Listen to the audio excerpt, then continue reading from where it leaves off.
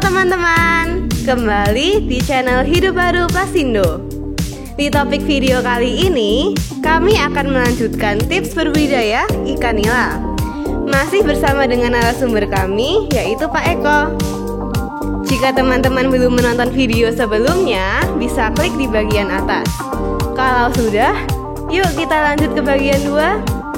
Sebelum lanjut, subscribe dulu dan nyalakan loncengnya supaya teman-teman dapat info terbaru dari channel Hidup Baru Plasindo.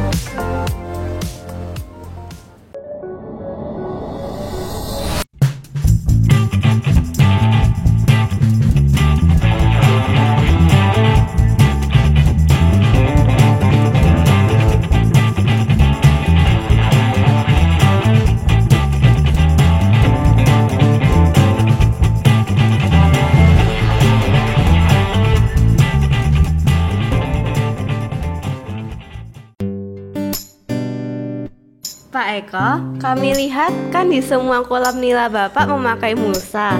Kenapa sih kok perlu pakai mulsa? Untuk pemakaian mulsa sebetulnya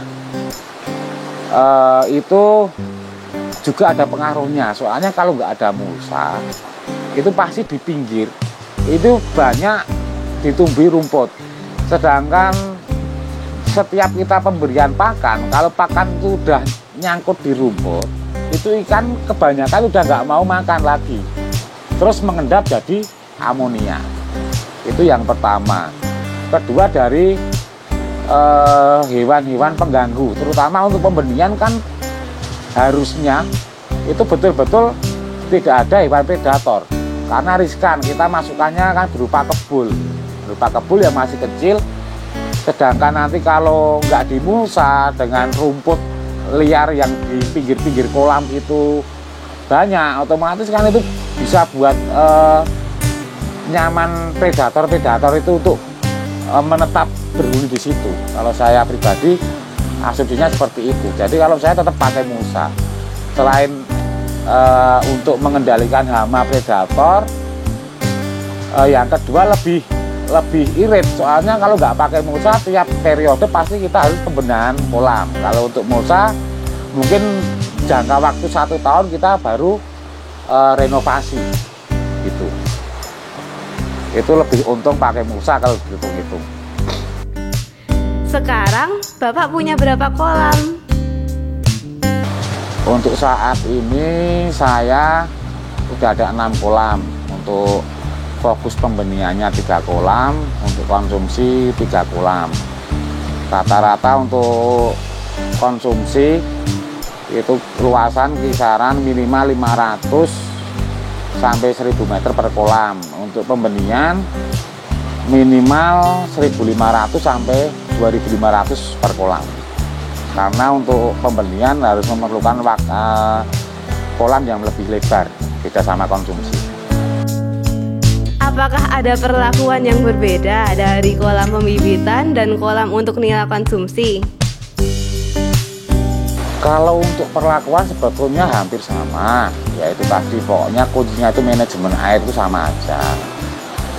Kalau konsumsi itu dengan lahan yang nggak begitu lebar, itu kita bisa mengejar omset. Dalam arti bisa kita padatkan tebarnya dengan kita sirkulasi pakai kincir. Untuk pembibitan itu kita harus memerlukan lahan yang lebar. Soalnya untuk pembibitan condong ikan itu, karena ikan kecil kita lebih condongnya ke unsur alamiahnya. Tanah yang berlumpur, membutuhkan makanan utamanya kan masih plankton itu. Jadi kita harus lahan yang lebar. Selain itu kan kalau konsumsi, kalau saya seneng pakai kincir. Tapi untuk pembenihan sekarang saya inovasi pakai ring blower. Jadi asumsi saya kalau untuk pembenihan, karena kolam itu cuma nggak begitu tinggi airnya, kalau pakai kincir itu nanti ikan stres karena lumpur yang di bawah itu teraduk terus, pusarannya terlalu kenceng, jadi ikan itu nggak bisa menyebar di satu kolam, pasti ada titik tertentu yang di tengah. Seandainya kincir dipasang di tengah, pasti ikan itu condong nanti tengah kosong, nanti ikan ke ujung-ujung, jadi nggak mau deket kincir. Kalau sama pakai blower itu kan bisa merata. Kita dengan blower sama-sama satu wattnya 1 PK, itu nanti saya kasih titik aerasinya 20 titik, jadi satu kolam itu bisa merata aerasinya. Sedangkan untuk budidaya itu jangan setengah-setengah. Jadi kalau manajemen airnya udah bisa, kita memakai teknologi. Kalau petani yang masih konvensional dengan tidak mau berkembang dan belajar, dengan luasan lahan 2000 meter, itu rata-rata tebar cuma 100.000 kebul. 100.000 kebul. Kalau saya dengan menggunakan ring blower, itu saya tebar 2 kali lipatnya lebih. Saya tebar 250. Jadi dalam satu periode itu kita bisa meningkatkan jumlah tebar sama habisnya pelet, karena orang budidaya itu tidak lepas dari berapa besarnya tonase pelet yang kita keluarkan. Soalnya rendemen pakan itu udah hampir pasti, tidak bisa diperkirakan. Jadi kalau tebarnya peletnya cuma habisnya sedikit, nggak mungkin kita untung besar. Tapi kalau kita tebarnya peletnya bisa maksimal, tebarnya dengan lahan yang sama, kita bisa melipatkan benihnya, kita menghasilkan pelet lipat, hasil kita juga lipat. Jadinya kita menghemat waktu, tapi bisa meningkatkan besarnya hasil dari budidaya penggilingan nila. Mengapa pakai ring blower, Pak?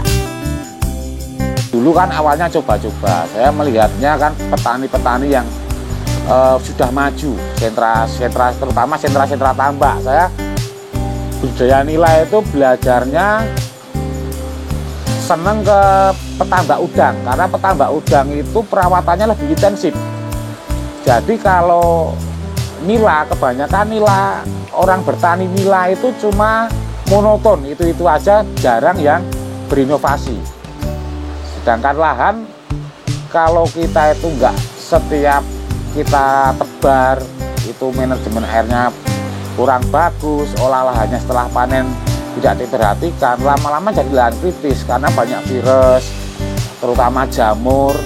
Nanti kita tebar ikan, bertambahnya waktu, lahan kita pasti tidak semakin bagus tapi semakin jelek. Itu sama aja seperti pertanian. Pertanian kalau kita itu cuma mengandalkan pupuk kimia, tidak ada olah lahan, cuma kita pacu tanam, tidak hasil produksi yang lebih tapi bangkrut yang kita dapat. Itu pasti, itu rumus pasti bagi saya. Soalnya kan saya pertanian dulu juga udah bertahun-tahun, kecil baru belajar. Kalau saya kan tahapnya baru belajar, tapi ya cuma seneng berinovasi lah, coba-coba. Tapi kok kebetulan saya menggunakan berinovasi, dulunya kincir, sekarang saya ganti ring blower. Itu saya kok kelihatannya agak berhasil. Dalam arti ikan lebih sehat, nafsu makan lebih tinggi, tebarnya saya lipatkan. Apakah ada pesan untuk teman-teman hidup baru Plasindo? Bagi teman-teman yang pengen budidaya nila, saya seneng tukar-tukar pengalaman, kita sharing-sharing, nanti kita saling silaturahmi. Bisa datang ke kolam saya, mungkin saya juga bisa silaturahmi ke kolam saudara-saudara semuanya. Karena pada prinsipnya saya itu ini juga masih tarafnya belajar, jadi suka tukar pengalaman sama teman-teman. Siapa tahu nanti bisa saling melengkapi. Bisa kontak saya ke nomor WA saya 082 135 060 948. Nanti kita bisa sharing-sharing.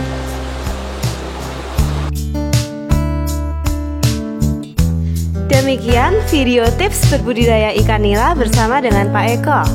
Kami, Hidup Baru Plasindo, selaku produsen plastik pulsa dan geomembran, mempunyai beberapa rekomendasi pilihan plastik untuk tambak nila. Ada mulsa tambak 50 mikron dan 80 mikron, juga biomembran 200 mikron. Teman-teman sudah catat nomor handphone Pak Eko belum? Jika belum, bisa dicatat ya. Siapa tahu bisa terjalin tali silaturahmi yang baik.